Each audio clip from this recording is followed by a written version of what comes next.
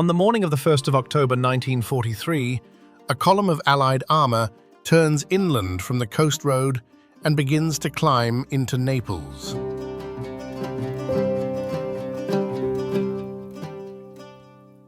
The crews have been briefed to expect a fight for the city, street by street, house by house. The port is the reason they came north from Salerno at all, the deepest working harbour on this coastline, the one that can supply an army the whole way to Rome. Everyone assumes the Germans will hold it, or destroy it, or both.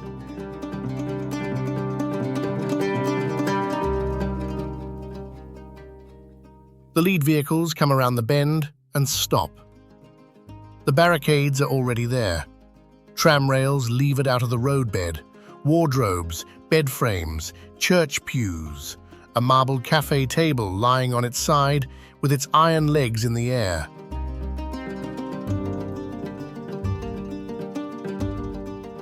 But there is nobody behind them. The Germans left the day before. 4 days earlier, on the 27th of September, the German command had ordered every able-bodied man in Naples to report for forced labor. The figures that survive suggest around 30,000 were summoned. Fewer than 200 came.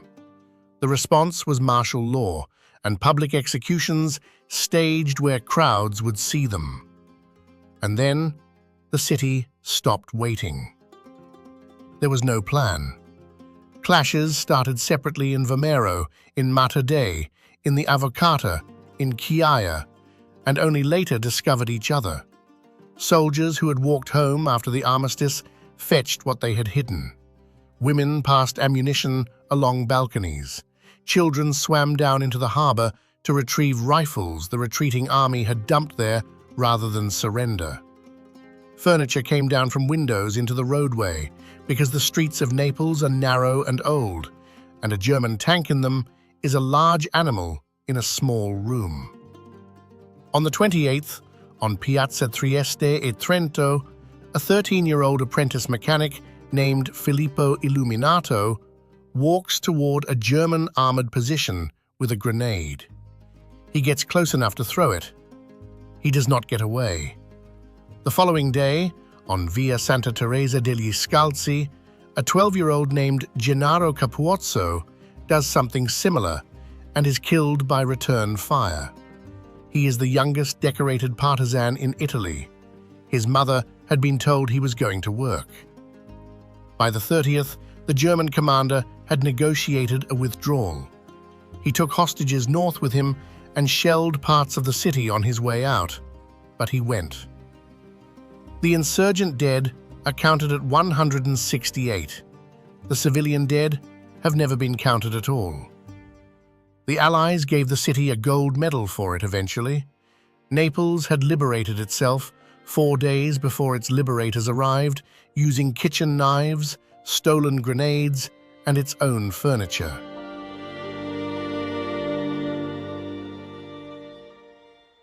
And that is the detail worth holding on to. Not the courage. Courage turns up in a lot of places. The furniture. The fact that when the moment came, the thing this city reached for was the ordinary equipment of sitting down together.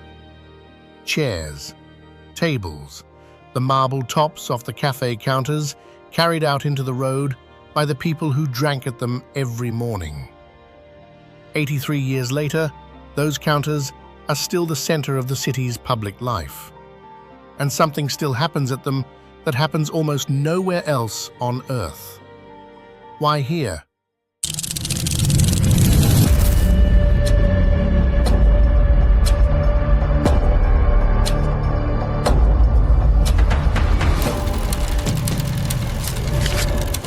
This is Naples. 3 million people live around this bay, just under 1 million of them inside the city itself, packed into the densest street grid in Italy on a shelf of volcanic rock between an active volcano and a collapsed one. In 2025, the city marked 2,500 years since its founding. Greek settlers arrived on this shore in the 5th century before Christ and called their new town Neapolis. new city. The name never changed. Neither, in the oldest quarter, did the street plan. Naples has been Greek, Roman, Byzantine, Norman, Swabian, Angevin, Aragonese, Spanish, Austrian, Bourbon, French, and Italian. For 400 years, it was the capital of a kingdom. In the 18th century, it was one of the 3 largest cities in Europe. It has been the wealthiest city in the Mediterranean and one of the poorest in the developed world, sometimes inside a single lifetime. And in most of the stories told about it, none of that is the point. The point is the rubbish, the scooters, the Camorra, and the advice given at hotel desks about which alleys not to enter after dark. Naples is the place people drive through on the way to Pompeii, with the windows up. So it is worth starting somewhere very small. Walk into any bar in the old center in the morning, and bar here means a coffee counter, not a place for drinking at night. There is a strip of zinc or marble, a machine, and someone behind it who will have your espresso in front of you before you have finished asking for it. You pay at the till first. You take the receipt to the counter. You drink standing in about 90 seconds, and you leave. But sometimes a customer pays for 2 and drinks 1. The second receipt does not go in a pocket. It goes into a tin, or under a saucer, or onto a spike beside the machine. In some bars, there is a small chalkboard on the wall with a number written on it, and the number goes up by 1. Later, an hour later, a day later, somebody else will come in who cannot pay. They do not have to explain themselves. They do not have to look at anyone. They ask one question, in dialect, at the counter. Is there a suspended one? If the number on the board is above 0, they drink. It is called caffe sospeso, suspended coffee, paid for and waiting, and belonging to nobody in particular until somebody needs it. That is the whole mechanism. It takes 4 seconds to explain and about €1 to perform, and it is the single most famous thing about the character of this city. What nobody explains is why it exists here and why it has survived a century of poverty, occupation, cholera, bombing, organized crime, and, most dangerous of all, international admiration. That answer is buried a long way down. Start by looking up. In late spring, the sky over the old town fills with common swifts. They come north from Central Africa in March and scream through the alleys at rooftop height, 30 or 40 birds at a time, so fast they are past you before the sound arrives. They nest in the walls, in the cavities of the yellow tufa the city is built from, a soft volcanic stone that crumbles just enough over centuries to make holes the right size for a bird that cannot perch and cannot walk. A swift's feet are almost useless. It cannot take off from flat ground. Everything it does in the air. It feeds there, it drinks by skimming the bay, it mates on the wing, and outside the nesting season, it sleeps aloft, climbing to 2,000 meters at dusk and shutting down half its brain at a time. A young swift leaving a Neapolitan wall in July may not touch anything solid again for 2 years. They have been doing this in these particular walls since long before the walls were Italian. Down at street level, there is a straight line through the old city that has not moved since the Swifts' ancestors first arrived. It is called Spaccanapoli, Naples' splitter.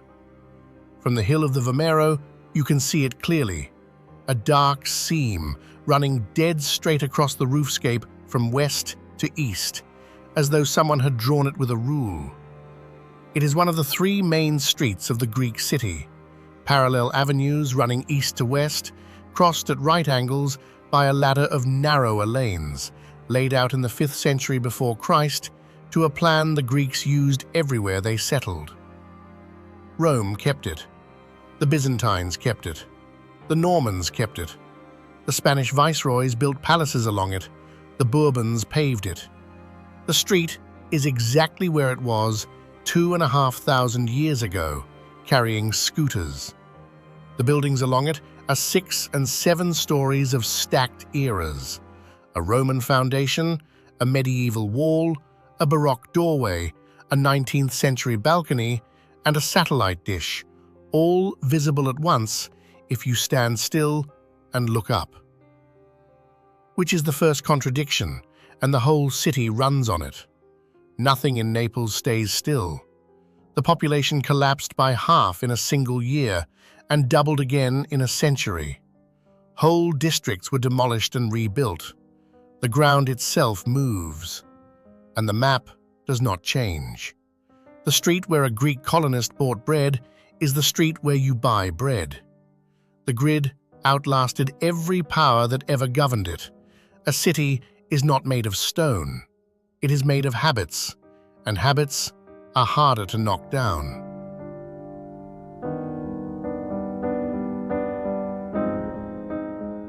Some of them go down 40 meters. Beneath the historic center, there is a second Naples, and it is bigger than most people expect. Something on the order of 450 kilometers of tunnels, chambers, shafts, and cisterns cut into the rock under the streets. It exists because of one piece of engineering logic that ran for 2,400 years. The tufa under Naples is compacted volcanic ash, thrown out long before there was a city here. It is light. It is easy to cut with hand tools. It hardens on exposure to air. It is the perfect building material, and it is directly underneath the building site. So the Greeks quarried downward. They sank a shaft, cut blocks out of the rock, hauled them up, and built the walls and temples of Neapolis out of the hole they were standing in. That left a void in waterproof stone, under a city with poor surface water, is a cistern. So they lined the voids and filled them with rainwater. The Romans extended it into an aqueduct network, channels just wide enough for one man to crawl along, branching under the streets to feed cisterns beneath individual houses, with the water drawn up through a well in the courtyard. There was a whole profession, the Pizzari, the wellmen, who lived down there maintaining it. Then, in the 16th century, Spanish law restricted bringing building stone into the city, so Neapolitans went on quarrying under their own homes and passing the blocks up through the same wells. The system supplied Naples until 1884, when cholera swept the city and the authorities finally connected the outbreak to the cisterns and shut the whole network down. It sat sealed and empty for 56 years. And then, between 1940 and 1943, Allied aircraft bombed Naples more than 100 times. 20,000 civilians were killed. In one raid, on the 4th of August 1943, 3,000 people died in a single day. The city went back underground. Old quarries were cleared, reinforced, and turned into shelters. 369 of them cut into the rock. Families slept in the cisterns their ancestors had drunk from. They brought beds down, installed latrines, and drew on the walls, and the drawings are still there. Aircraft, names, dates, a tally of nights. The stone was cut to build the city. The hole became the water became the shelter kept the people who would walk back up into the light in 1943 and push their own furniture into the road. Nothing here was designed. Every layer is just the previous layer, used again by people who could not afford to waste it.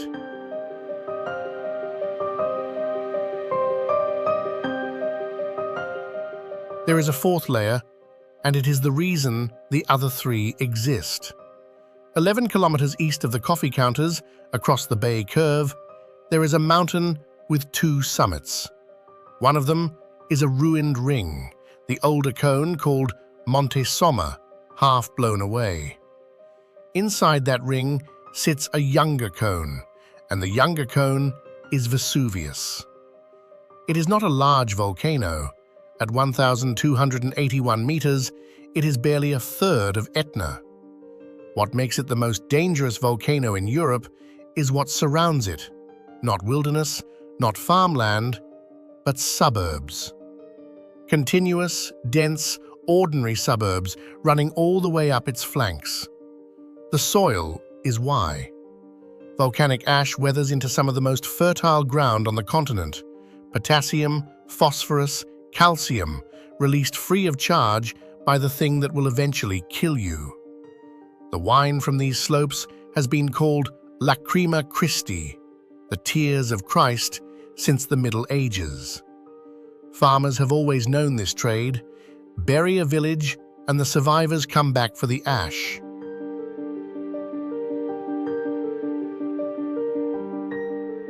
The 18th of March, 1944.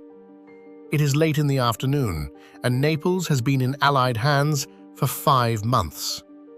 Vesuvius, which has been grumbling continuously since 1631, does something different. Lava begins to pour from the summit crater and moves downhill in a slow front, 4 meters high in places, at walking pace. It takes 2 days to reach San Sebastiano al Vesuvio. The people of San Sebastiano have time. That is the strange mercy of this particular eruption.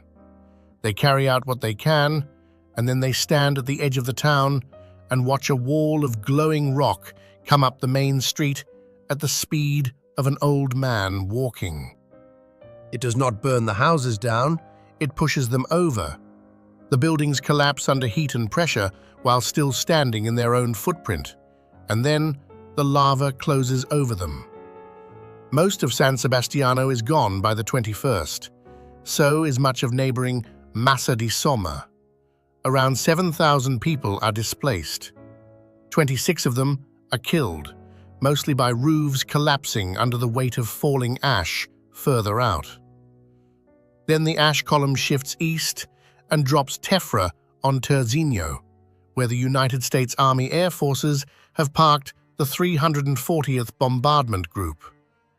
88 B-25 bombers are destroyed on the ground.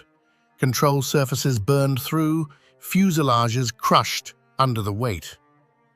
American airmen photographed all of it, which is why 1944 is one of the best documented eruptions in history. The war lost 88 aircraft.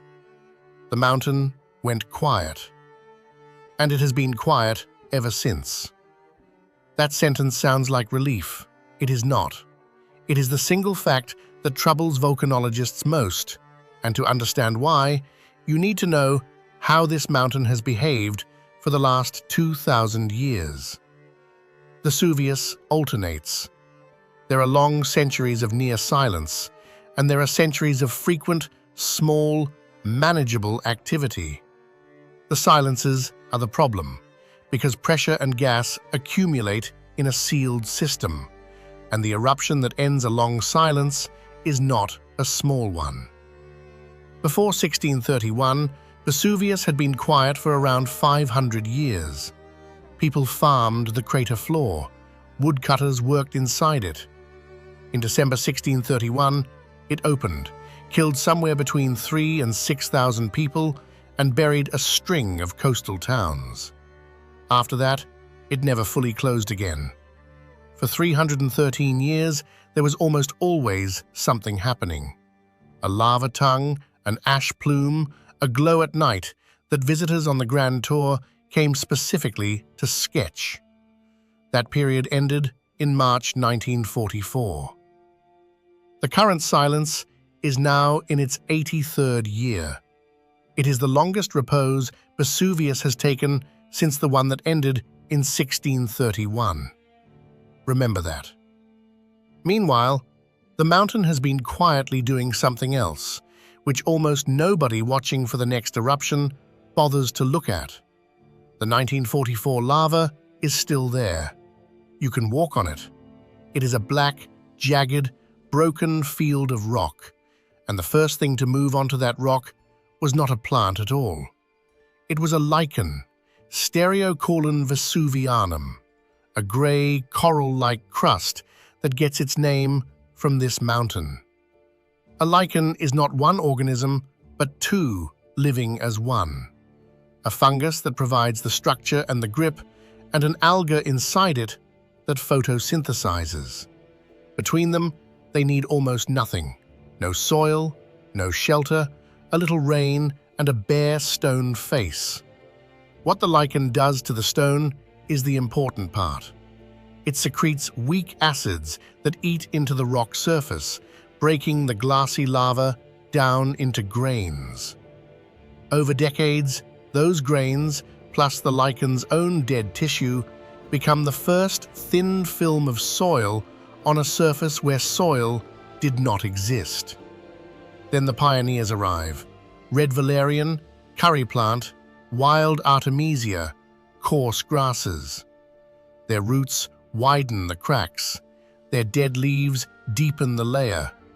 And after them come the brooms, Spanish broom, Scotch broom, and the tall Etna broom that was brought here from Sicily after the eruption of 1906 and has spread so thickly across parts of the flanks that it forms genuine woodland. Every summer, they flower yellow. The color you see on the slopes above Naples in June is the fourth generation of an operation that began with something that had no roots, no leaves, and no obvious right to be there. Hold on to that too.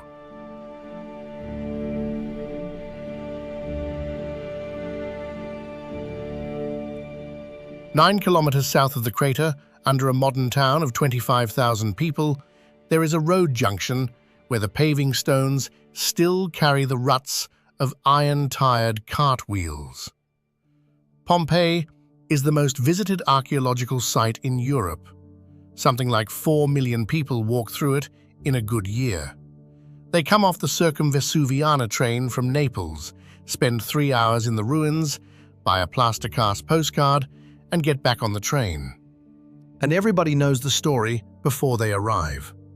79, August, or more likely October, judging by the autumn fruit found in the ash. A column of gas rising 20 kilometers, then collapsing. Surges of cloud coming down the flank at over 100 kilometers an hour, between 300 and 700 degrees. At Herculaneum, closer in, it was faster and hotter. The wooden roof beams did not burn away, they carbonized, and they are still in place, black and intact, holding up floors. Here is what interests me about all of this. 2 cities on this bay died in a day, and the world has spent 250 years excavating them, filming them, and queuing to see them. 11 kilometers away, a third city on the same bay, under the same volcano, has been continuously inhabited for 2,500 years. Through the same eruption, and 50 more since, through plague, through cholera, through carpet bombing, and the same visitors get back on the train without looking at it. We have built an entire industry around the Roman city that stopped. We have almost nothing to say about the Greek city that did not. That is not a small oversight. It is the whole reason Naples gets described the way it does. A place is easy to admire once it has finished happening. A place that is still happening is messy, loud, contradictory, and full of people who want something from you. Pompeii is a story. Naples is an argument that has not ended.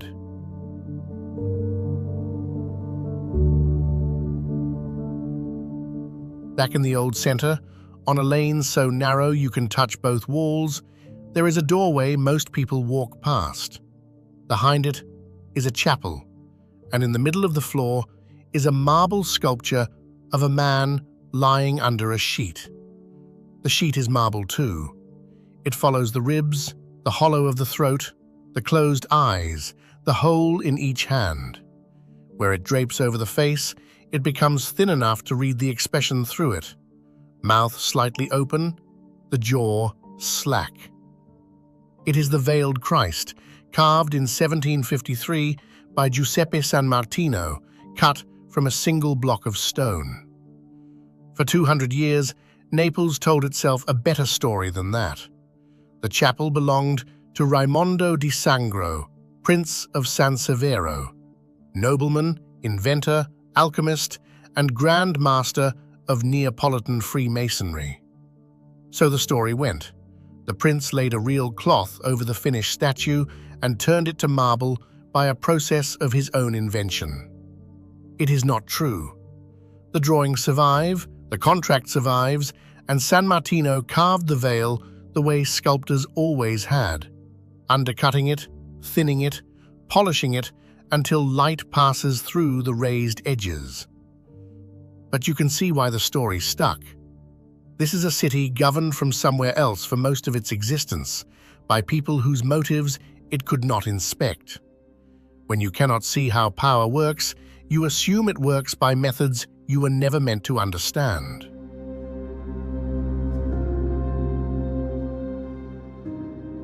Which is a habit of mind you will need at the western end of the city, where the ground itself is not doing what ground is supposed to do.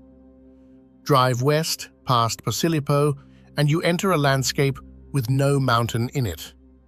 Low hills, wide, shallow bowls, a lake in a perfect circle, steam coming out of the middle of a field. This is the Campi Flegrei, the burning fields, a caldera about 13 kilometers across, sitting half under the bay and half under the western suburbs. Around 500,000 people live inside it. Its floor rises and falls, slowly, over years and decades, as fluids and gas move through the rock beneath.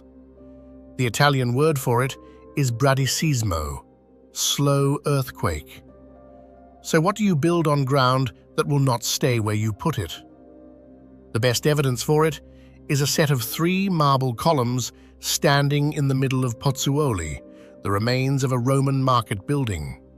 Between about 3 and 6 meters above their bases, each column is drilled with hundreds of small holes. Those holes were made by marine mollusks, which means those columns, standing on dry land now, spent centuries underwater and came back up. Nobody had to reconstruct that from theory. The city just watched it happen. In 1538, over about a week, the ground west of Pozzuoli lifted, split, and threw out enough material to build a hill 130 meters high, where there had been a village and a lake shore. They called it Monte Nuovo, New Mountain. You can walk to the top in half an hour, and it is younger than the printing press.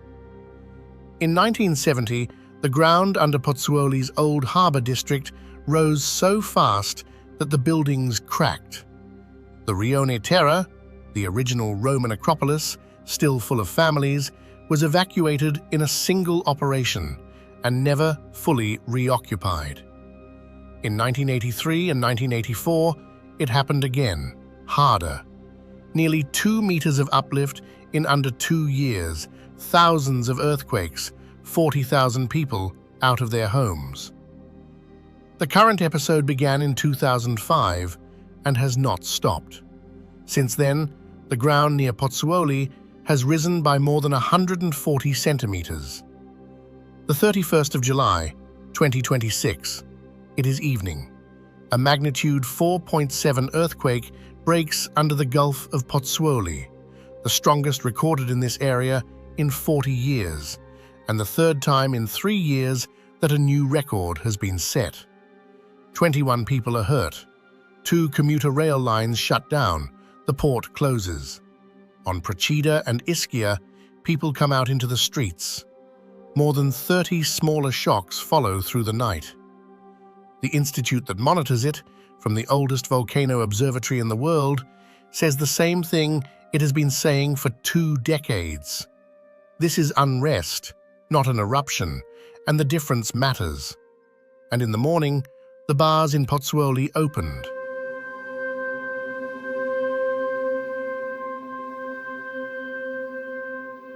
West of there, the coast gets stranger. At Baia, the Roman resort where senators kept villas, the same slow subsidence has put the streets and the mosaics 6 to 8 meters underwater. You snorkel over them. And out in the bay, Procida keeps its harbor houses painted in 11 colors because fishermen needed to recognize their own front doors from a long way out. Above all of it, something is hunting. Peregrine falcons nest on the cliffs of the Gran Cono and along the shattered inner wall of Monte Somma, in the ravine that Neapolitans call the Valley of Hell. There are also pairs on the sea cliffs and increasingly on tall buildings in the city itself. The peregrine is the fastest animal on the planet. In a hunting stoop, it folds its wings and drops, and it has been clocked at over 300 kilometers an hour. At that speed, a bird would black out from the pressure of air entering its lungs, so the peregrine has a bony tubercle in each nostril that breaks the airflow, and a third eyelid that sweeps the eye clean mid-dive. In the middle of the 20th century, this bird nearly vanished from Europe, poisoned out of the food chain by agricultural pesticides. It came back after those chemicals were banned, and partly by moving into cities, where the ledges are good and the pigeons are careless. It did not survive by finding somewhere safer. It survived by being willing to live where the pressure was.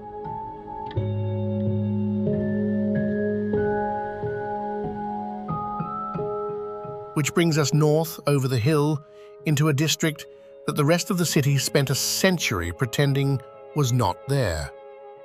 The Rione Sanità sits in a valley behind the cathedral, between two ridges. Sanità means health. It was named for the clean air, back when the wealthy built summer villas here and the Bourbon kings drove through on their way to the palace at Capodimonte. Then, in 1809, the French administration ran a bridge across the top of the valley to shorten the royal journey. It carried the road over the district at rooftop height, and it did not stop. After the cholera epidemic of 1884, the rebuilding program, called the Risanamento, drove a boulevard through the old slums, and it did not come here either. The Sanità was left in its hollow, out of sight from above, with one road in. By the second half of the 20th century, it was among the poorest quarters in Western Europe. Taxis would not enter it. Children born there learned early that the address on their documents was a thing to be careful about saying out loud. So what does a neighborhood do when the city above it has decided not to look down? And underneath it are the dead. The Sanità stands on tufa, which means it stands on quarries, and outside the ancient walls of a city is where the ancient world buried people. The catacombs of San Gennaro run in 2 levels beneath the hillside, the largest early Christian burial complex in southern Italy, with frescoes from the 2nd century, and the tomb where the city's patron saint was laid before his relics were moved into the cathedral. For most of the 20th century, they were locked, flooded in places, and largely forgotten.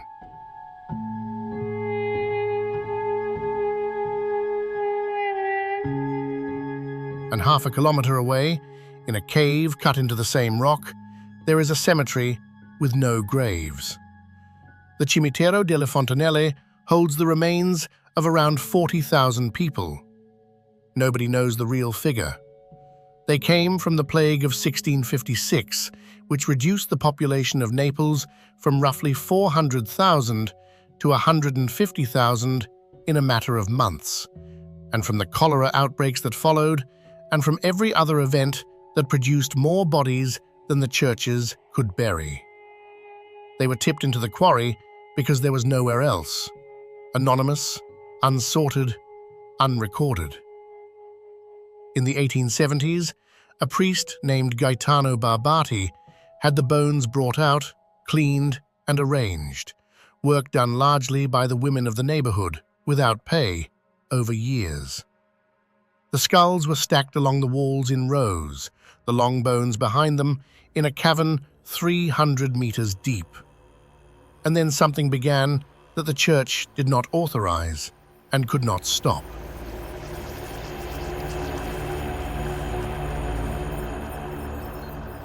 People started adopting them. A woman would come into the cave, walk along the rows, and choose one skull.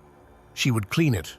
She would place it on an embroidered cloth, set candles beside it, bring flowers, and pray for that soul, a soul with no name, no family, and nobody in the world to remember it. They called them the anime pezzentelle, the beggar souls, the destitute dead. The exchange was explicit. You gave the soul what it lacked: attention, care, a place, a person. In return, the soul, being closer to God than you were, was expected to intercede for you, for a job, for a sick child, for a husband coming home from the war, and sometimes, this being Naples, for lottery numbers. The skull was never covered with a stone. That was the rule. It had to stay open to the air, because the only way a soul could speak to you was in a dream, and in the dream, it would tell you the name it had in life. From then on, it had a name, a keeper, and a spot. If the favor came, the keeper paid for better housing, a wooden box, a small marble niche, a tin that had held biscuits, whatever the household could afford, and on many of them, someone scratched 3 words: for the grace received. The church banned it in 1969. The archbishop closed the cemetery. The practice was judged too close to superstition, and the doors stayed shut for 4 decades.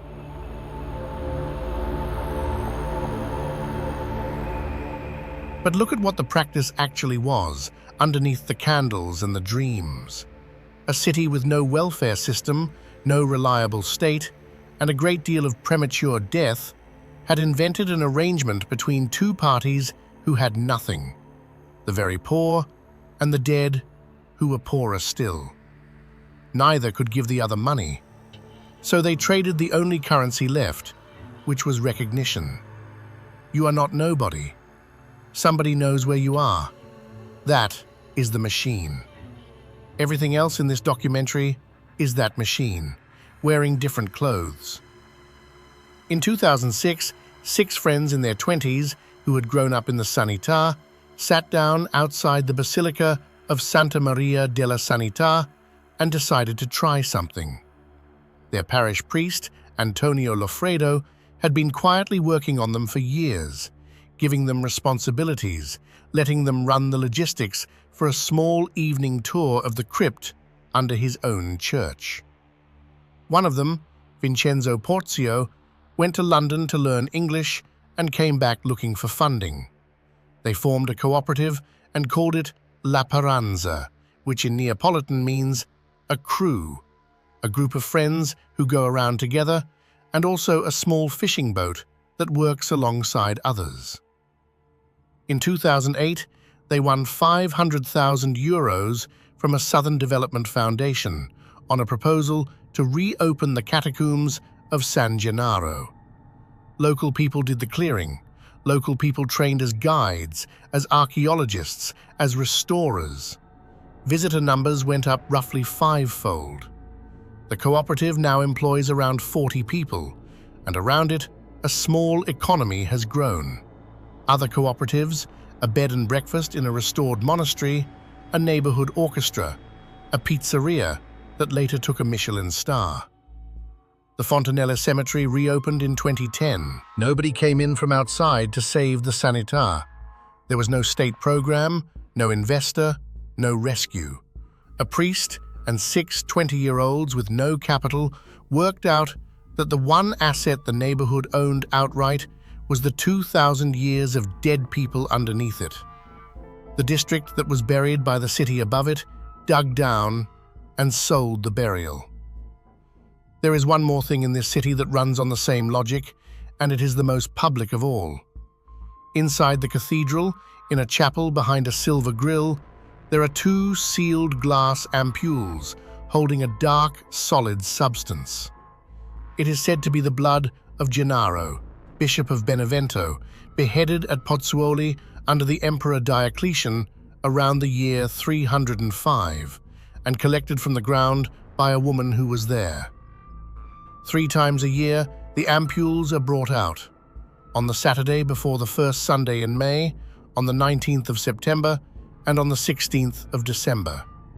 And 3 times a year, in front of thousands of people, the solid becomes liquid. The first recorded liquefaction is from 1389. The Church has never ruled on it and has never permitted the seal to be broken, so no laboratory has examined the contents.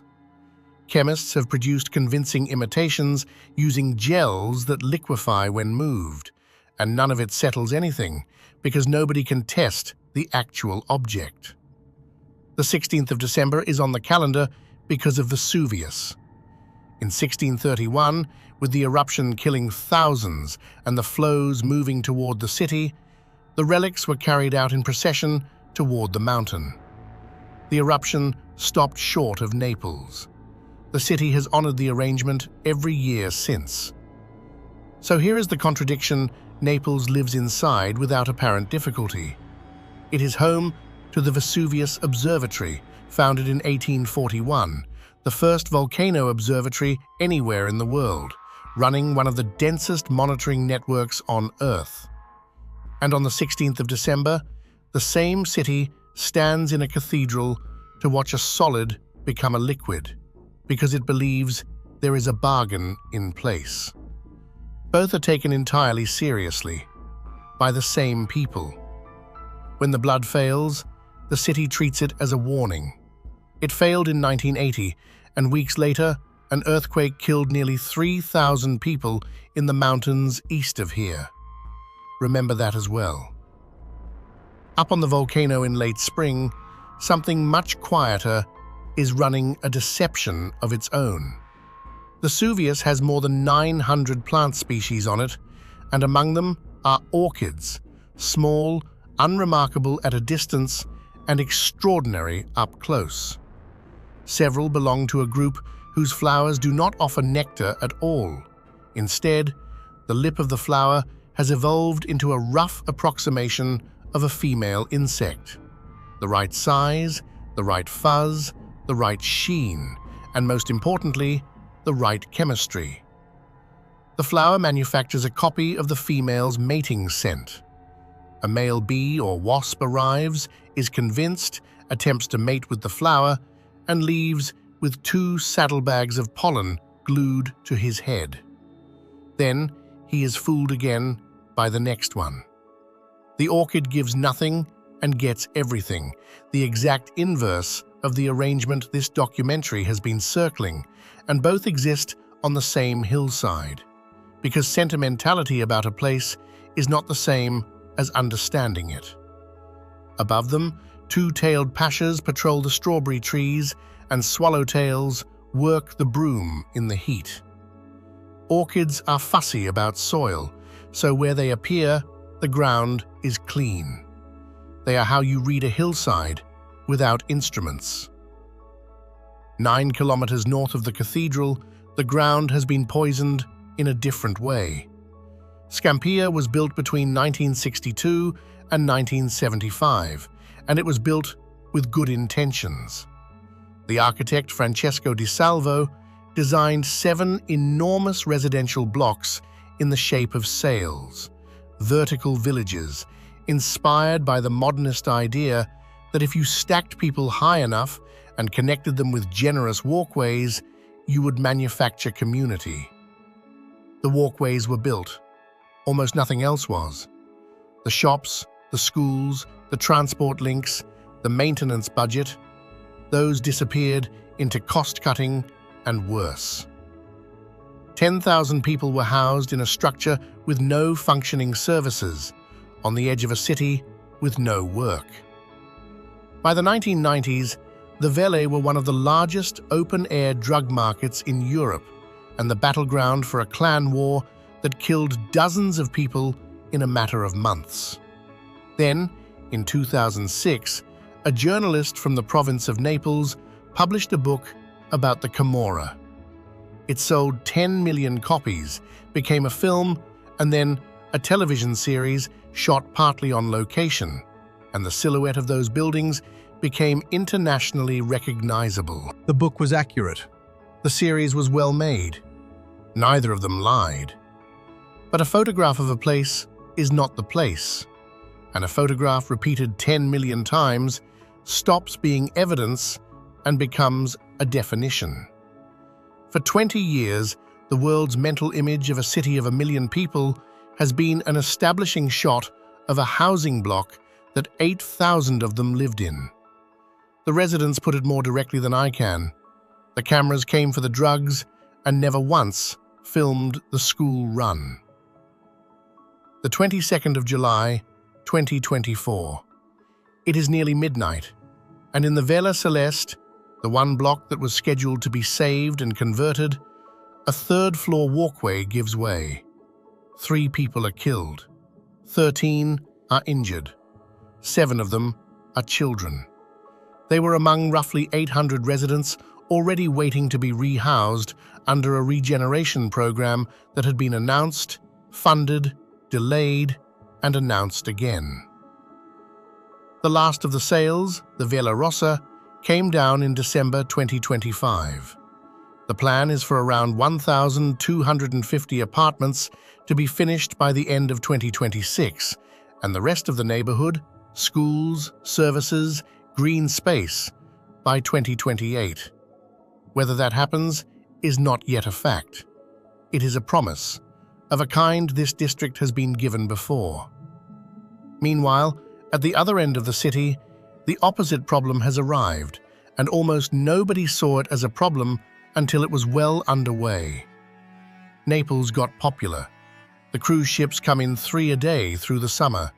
The quartieri spagnoli, the grid of alleys above Via Toledo, built in the 16th century to barrack Spanish soldiers, and for 400 years afterwards, a place visitors were told to avoid, now has a Q in it, because a mural of Diego Maradona was painted on a wall there in 1990. Recorded theft in the city fell 6% in one recent year. Robbery fell nearly 18%. And underneath the good news, the arithmetic moved. Short-term rental listings rose by more than 500% in 4 years, concentrated in exactly the districts with the highest hardship: the Centro Storico, the Quartieri Spagnoli, the Sanità. 10 years ago, an apartment in the historic centre rented for around €550 a month. It is now between 1,200 and 1,400. Wages did not double. Youth unemployment here sits at around 43%. The clans noticed before the councils did. Investigators who tracked the Camorra described the same pattern in the alleys that used to run through the hotel trade. Buildings bought whole, converted to guest apartments, the supply chain held from cleaning to laundry to airport transfer. Petty crime against visitors is low, and that is not entirely an accident. A robbed tourist is a bad quarter's revenue. So the ground beneath the coffee counters is moving too, and rather faster than the caldera. The people who invented the habit of paying for a stranger's coffee are being priced out of the streets where they invented it. And the volcano they built all of it under is in its 83rd year of silence, the longest since the one that ended in 1631 and killed several thousand people. 700,000 of them now live in the evacuation zone in 25 municipalities under a plan that requires the whole population to be moved in 72 hours on days to weeks of warning. Which is the question this whole city has always been standing on. If everything here is temporary, the ground, the rent, the government, the roof over your head, then what exactly is it that you can build? Coffee reached Naples in the 17th century, and the city took to it with an intensity that has never faded. But the reason it became civic rather than domestic is architectural. The poorest housing in old Naples is the basso, a single ground-floor room opening directly onto the street. No hallway, no upstairs, often no window except the door. Tens of thousands of families lived in them, and thousands still do. You cannot receive anybody in a basso. There is nowhere to put them. So, the receiving room was the bar. The counter was where you conducted the parts of life that needed an audience. News, arguments, condolences, deals, introductions. In Neapolitan funerals, there is a custom called the consolo, where the neighbors feed the bereaved family because the family cannot cook, and coffee is part of it. The cup here has never been just a drink, it is the unit of contact. And somewhere in the working-class bars of this city, at the end of the 19th century or the start of the 20th, somebody who had had a piece of luck ordered two and drank one. There is no founder, no date, no first recorded instance. Historians have looked, and what they find is a practice people say has simply always been there, handed down at the counter and never written anywhere, which is itself the most Neapolitan fact about it. What did get fixed were the rules, and they are precise. The giver never learns who received it. The receiver never learns who gave it. There is no meeting, no thanks, no moment where one person is visibly poor in front of another. It passes through the barista, who is bound to say nothing. And the request itself is designed to protect the person making it. You do not ask for help. You ask a factual question about stock levels. Is there a suspended one? The answer is yes or no. Nobody in the bar needs to look up, which is the same machine exactly that runs 300 meters into the hillside at the Fontanelle. Two parties with nothing, neither able to give the other money. An intermediary who carries it across, a priest, a barista, and the only currency either of them has left, which is recognition. You are not nobody. Something has been set aside for you. The dead got a name. The living get a coffee. In both cases, the point is not the object. The point is that somebody, without knowing you, decided in advance that you would be coming. It nearly died. In the boom years after the war, the habit thinned out, and by the 1990s, most bars in Naples had a barman who could describe it, and a chalkboard nobody had used in 20 years. It survived in the poorest quarters quietly, in the places that had never stopped needing it. What brought it back was the financial crash of 2008.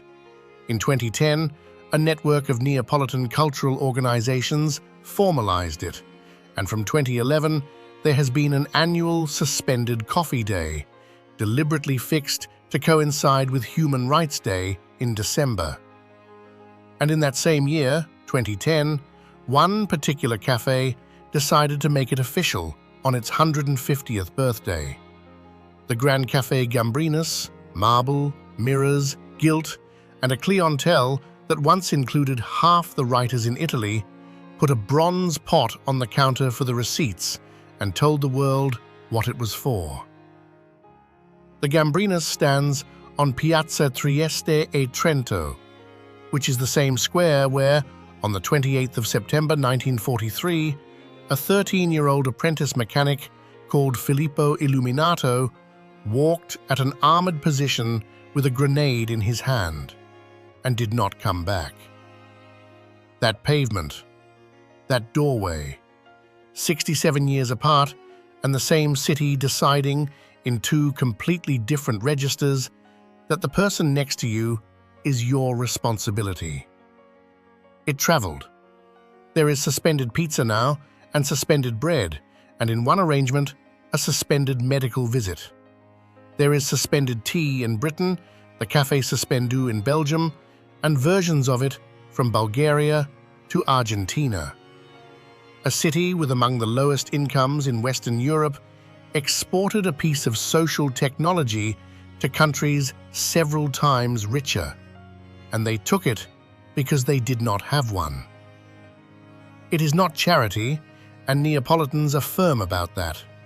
Charity has a direction.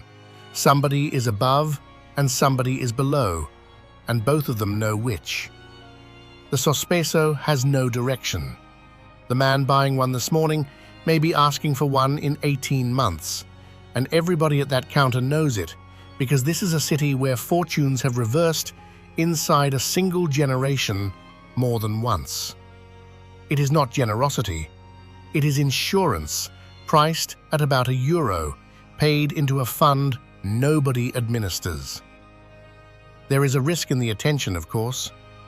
Some bars now keep a large board and a large number on it, aimed squarely at visitors who want to feel something for €1. In the bars where the practice never stopped, there is no board at all. There is a tin, and a barman with a good memory, and no interest whatsoever in being photographed. On the 16th of December, 2024, the ampules were carried out in the cathedral in front of a full congregation, and the blood did not liquefy. The archbishop asked for calm. The city did not get any. There was no earthquake that winter, and no eruption, and by the following May, it liquefied again, and has done so every time since. Nothing happened, which is the honest ending, and Naples is used to it. The bargain is not enforceable. It never was. The point of the arrangement was never that it works. The point is that somebody shows up 3 times a year to hold up their end. In June, on the black rock of the 1944 flow above San Sebastiano, the broom comes into flower. It is a coarse plant. It grows where there is no soil worth the name, on a slope that will eventually be buried again, and it does not care about any of that. Its roots go into cracks the lichen opened. Its dead leaves make the ground that the next thing will need.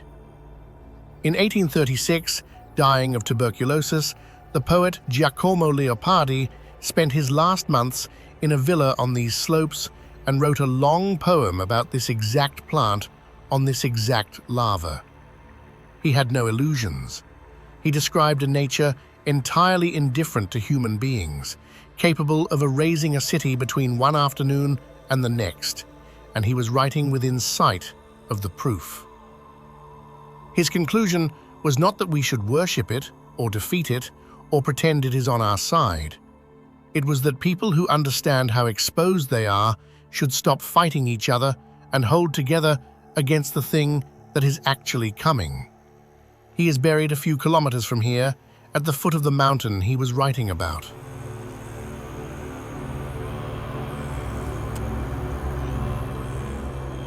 So, 700,000 people inside the red zone, 500,000 more on top of a caldera that has risen 1.5 meters since 2005. Rents that have doubled in 10 years. 43% of the young out of work. A volcano in the longest silence it has taken in 5 centuries. And tomorrow morning, in a bar in the Sanità, somebody who has had a good week will put €2 on the counter, drink 1 espresso in 90 seconds, and walk out without looking back. They will never know who takes the other one. That is not a flaw in the design. That is the design.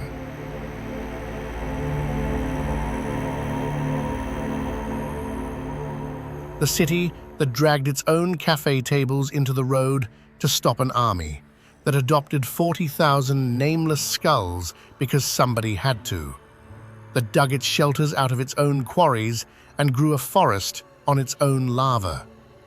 That city worked out a long time ago that the state might not come, the money might not come, and the ground itself might not hold. So it built the only thing that has never failed here. Not walls, not government, just the standing assumption that the next person through the door is somebody's business.